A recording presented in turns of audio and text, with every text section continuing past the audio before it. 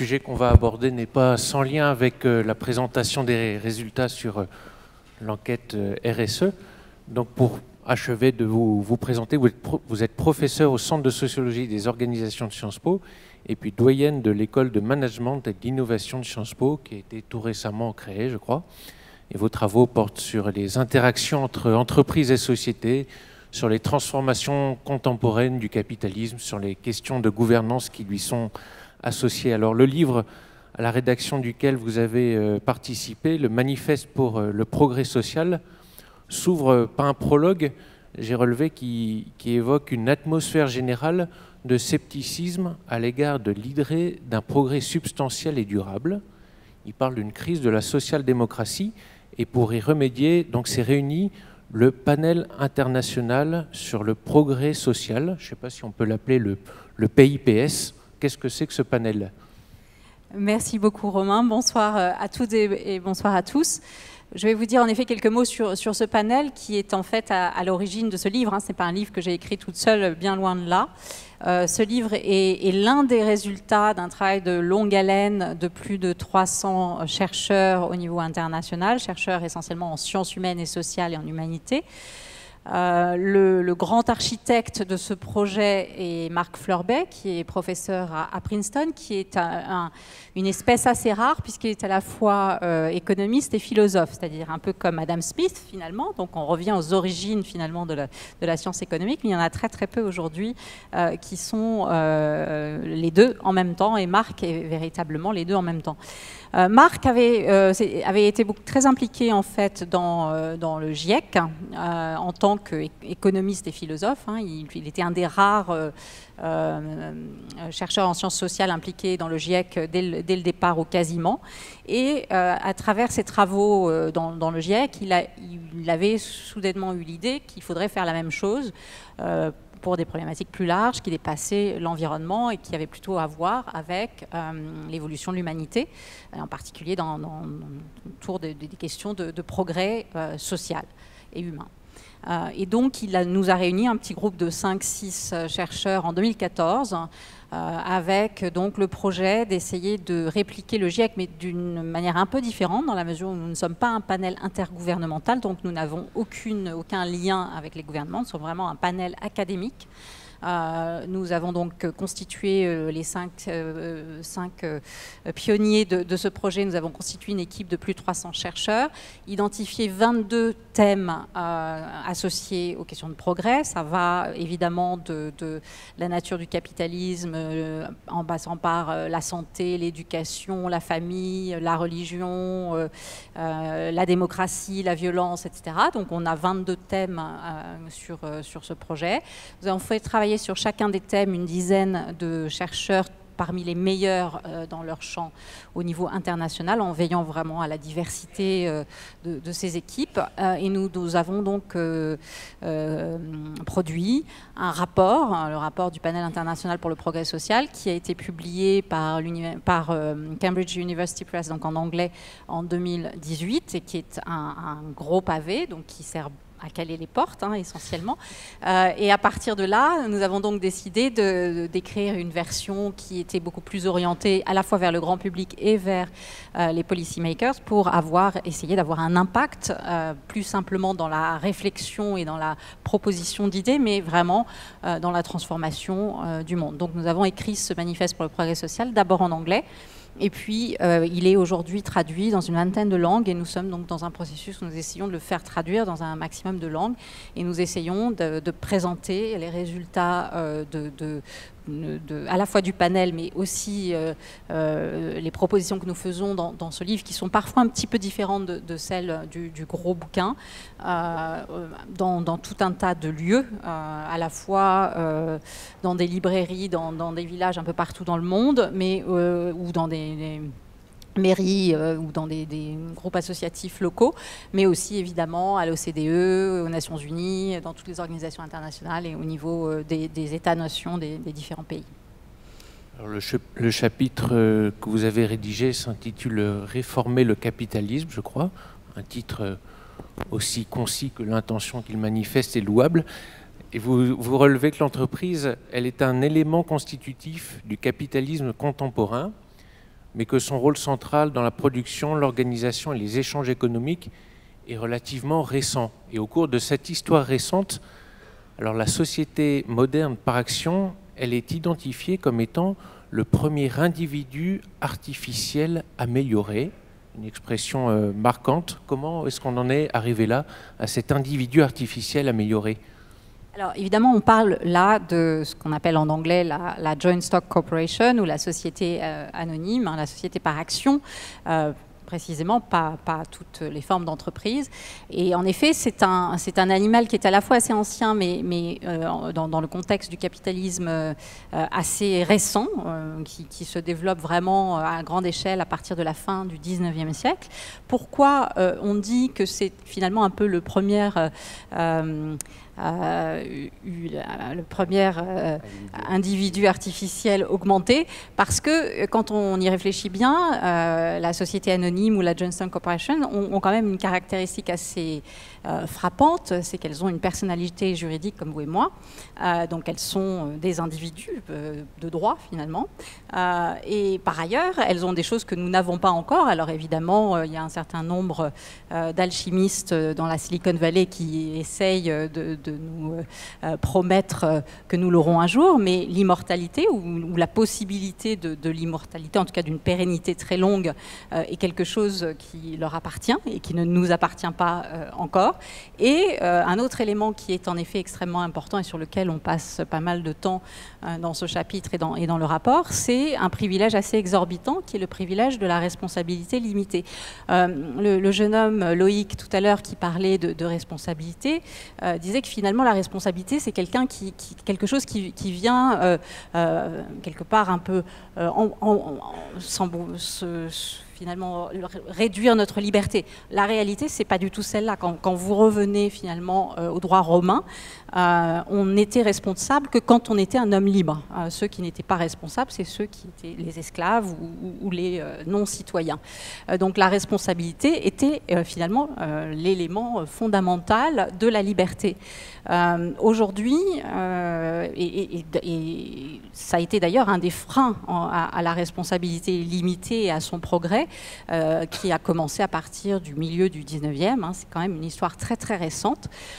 Auparavant, le capitalisme était un capitalisme de responsabilité illimitée, c'est-à-dire qu'à partir du moment où vous investissiez dans une entreprise, vous pouviez être responsable devant tous vos biens individuels, familiaux, etc., si vous ne prenez pas un certain nombre de précautions. On est passé à ce capitalisme de responsabilité limitée en 120, à peu près 140 ans. L'histoire est trop longue à raconter, mais c'est une histoire au sens historique du terme, c'est-à-dire il y a des étapes, il y a des transformations qu'on peut identifier qui ont fait qu'aujourd'hui, la société et la Joint Stock Corporation ont un privilège absolument exorbitant, c'est qu'elles peuvent en effet bénéficier d'une responsabilité limitée, ce qui n'est pas le cas de la plupart d'entre nous. La responsabilité limitée, elle a pu aider à l'innovation, à la prise de risque. Peut-être qu'elle est excessive. Est-ce qu'il y a des pistes à explorer pour brider la limitation de la responsabilité ? Donc il y a en effet un certain nombre d'arguments, mais qui sont des arguments assez tardifs, parce que quand on voit les premiers débats en Angleterre au cours du 19e siècle, autour de la mise en place de cette responsabilité limitée comme privilège, qui est devenu un privilège de droit pour toutes les sociétés, on voit qu'en fait les hommes d'affaires anglais eux-mêmes avaient tendance à dire non, on n'a pas besoin de responsabilité limitée pour investir, pour prendre des risques, pour innover, etc. etc. Aujourd'hui, on a reconstruit en effet le rôle de la responsabilité limitée comme un outil, un mécanisme de l'innovation et de la prise de risque.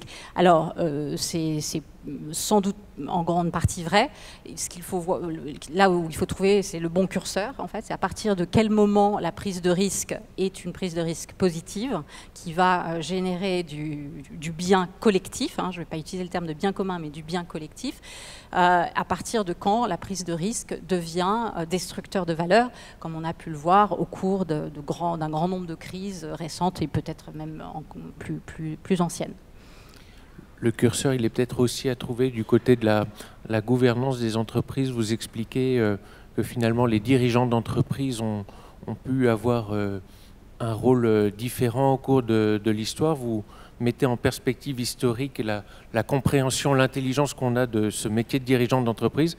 Et alors vous évoquez une évolution capitale dans les années 1970 en évoquant l'expression, là aussi est forte, un retour au pouvoir vengeur des actionnaires.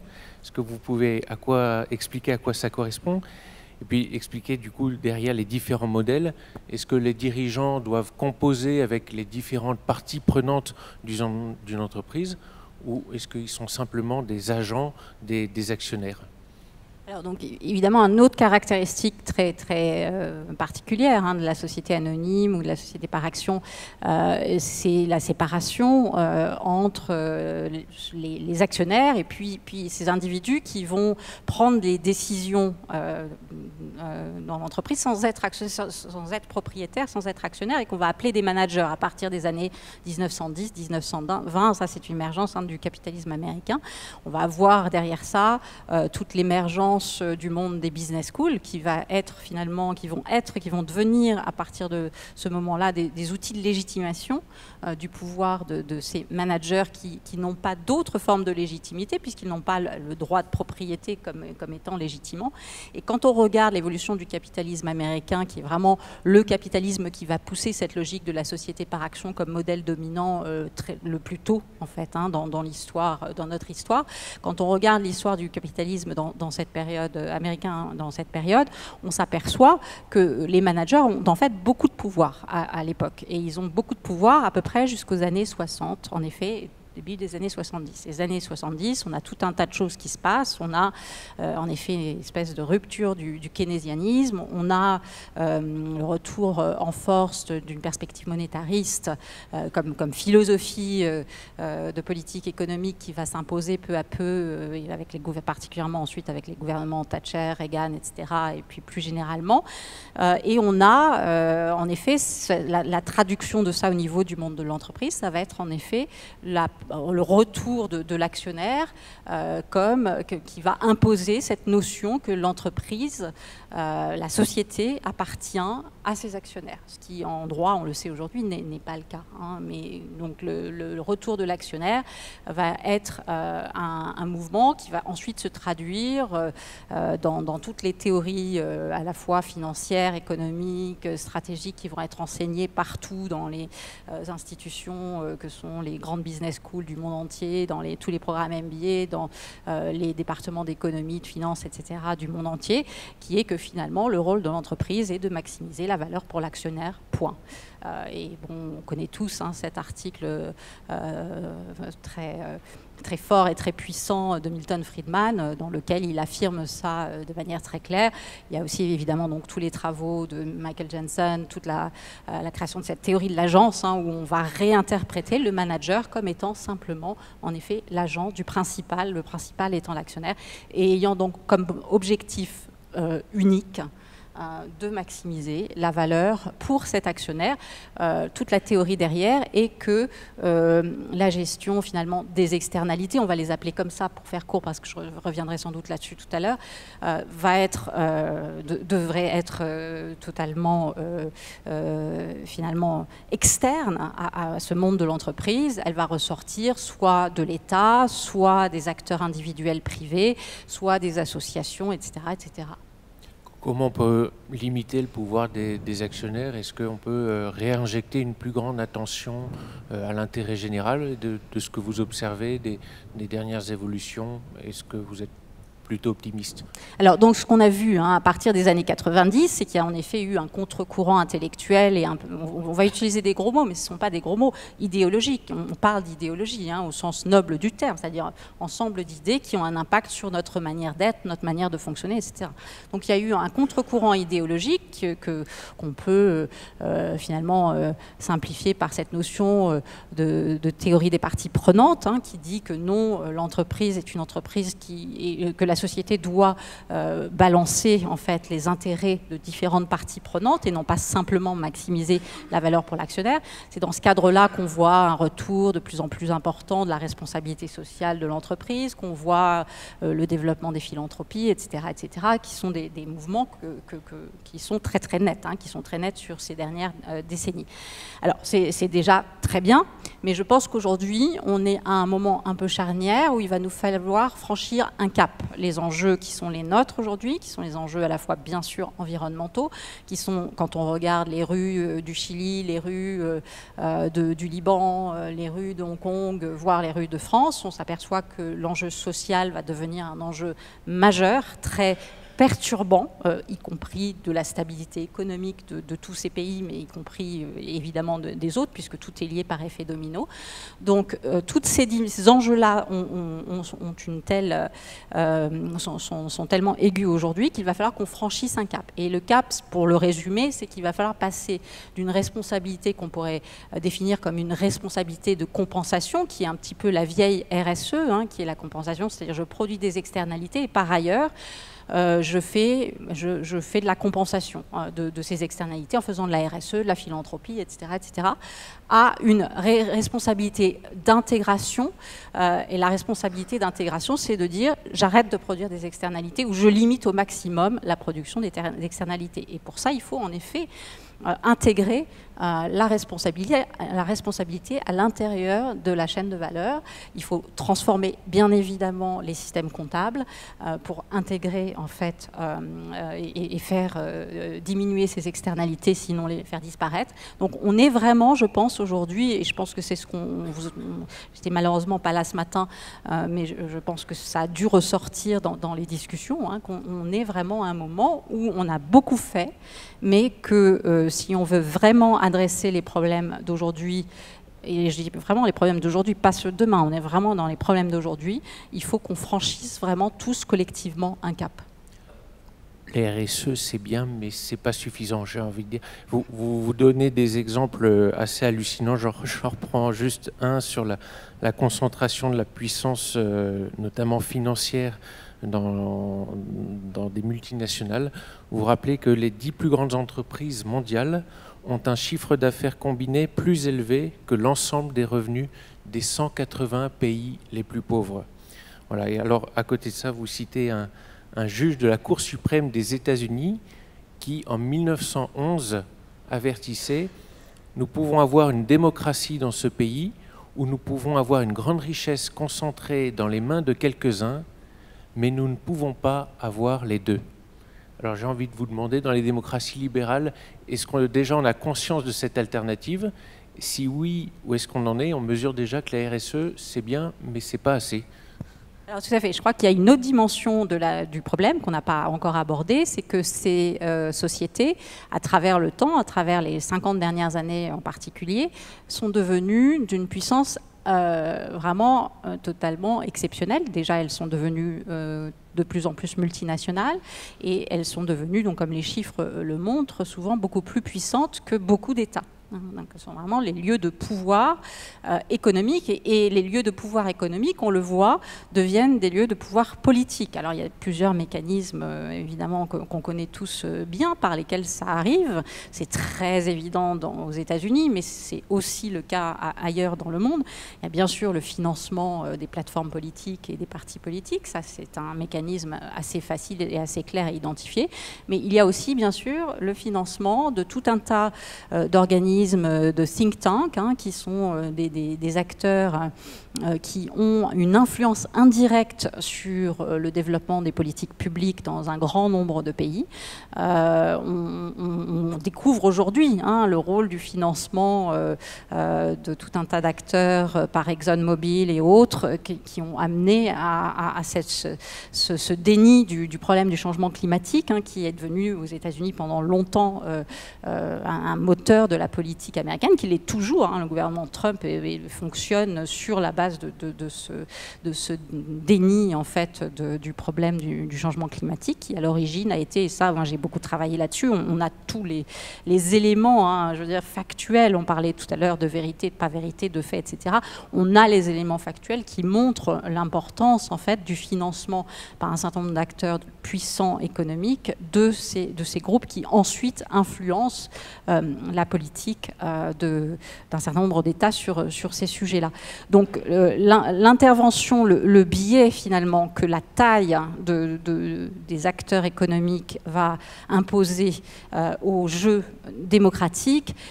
On parlait des GAFAM tout à l'heure, aujourd'hui c'est là aussi que ça se passe. Donc le poids, la taille, ce qu'il faut voir c'est qu'on prétend être dans une économie de marché, donc une économie compétitive. La réalité c'est que dans un très grand nombre de secteurs aujourd'hui, on n'est pas du tout dans des économies compétitives. On est dans des économies au mieux oligopolistiques, voire monopolistiques.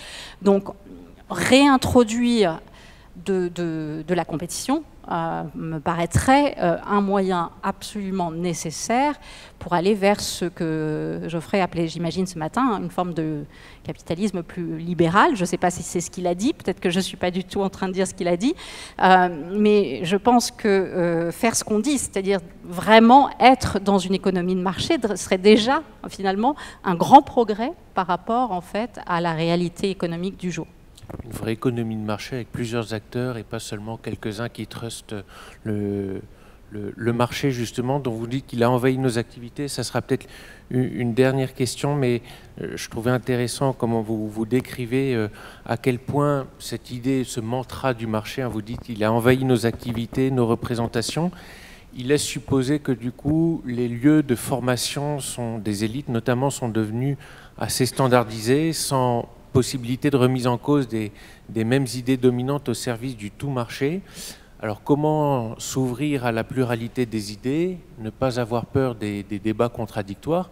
Il y a certes les entretiens de Valpré, c'est pas mal, mais ça touche une petite proportion de personnes. Qu'est-ce qu'il y a comme alternative? Alors, je crois que juste un tout petit point sur cette idée-là, c'est-à-dire que le marché et le jeu de la compétition, qui encore une fois c'est un petit peu contradictoire, parce que la réalité c'est qu'on n'est pas dans un monde de compétition, mais ce modèle de la compétition est devenu un modèle qui s'applique partout. Alors évidemment, on a eu la transformation des États qui sont de plus en plus gérés comme des entreprises, les clubs de sport sont tous gérés comme des entreprises, les universités sont des entreprises, les hôpitaux de plus en plus, l'Église de plus en plus. Les relations intimes. Donc, et les interactions personnelles. Je veux dire, simplement, les jeunes qui vont sur les sites de rencontres sont eux-mêmes des produits qui se vendent en fait sur les sites de rencontres. Donc, toute cette logique culturelle du marché, quand vous regardez bien notre société, c'est devenu vraiment le prisme dominant à travers lequel nous interagissons les uns avec les autres. Donc, pour nous, pour moi, là plus particulièrement dans mon rôle de doyenne de l'école du management et de l'innovation, un des objectifs, c'est déjà de faire prendre conscience de ça aux jeunes, aux futurs décideurs qui demain seront dans vos entreprises, dans les entreprises, et de leur donner, de leur proposer des perspectives alternatives autres sur la manière dont on peut interagir les uns avec les autres et sur la manière dont peut-être le collectif aujourd'hui est le moyen sine qua non d'assurer notre bien-être individuel. C'est-à-dire qu'il faut renverser la vapeur, penser non plus qu'on va produire du bien collectif à travers la maximisation de la valeur individuelle, ce qui était la mantra d'Hamilton Friedman et de toutes les années 80, pour aller vers la notion que sans une gestion collective des grands enjeux auxquels nous faisons face aujourd'hui, notre bien-être individuel n'a aucun sens. Merci beaucoup, je crois qu'on... Merci beaucoup, madame.